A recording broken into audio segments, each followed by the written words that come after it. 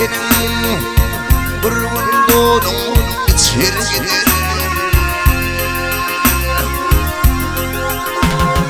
Ay sana vurur hanzırını, cillat kanın kaçar gider.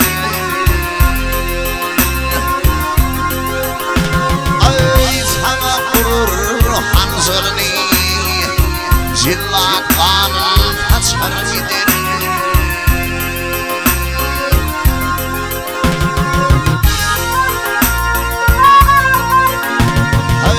Ölsen seni kimin yarlar, haykırmalar, bedev atlar.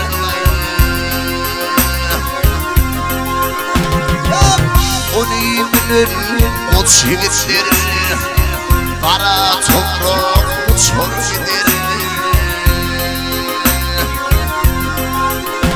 Ay onu bilir o çivitler, kara toprak uçur gider.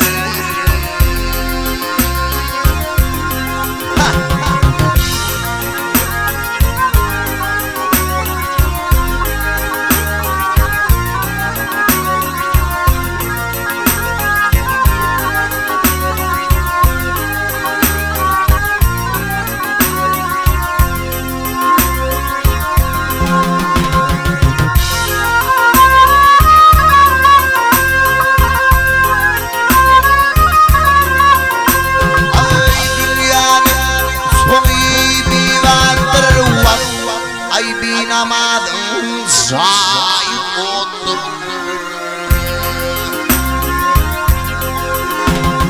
Hay ölüm bir ağacı servettir, her kımının içer gider.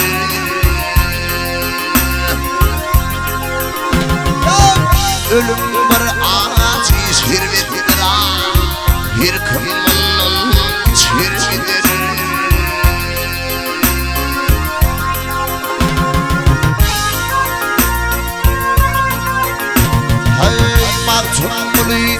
Bu ne caydır, acaba bir kirkün saraydır.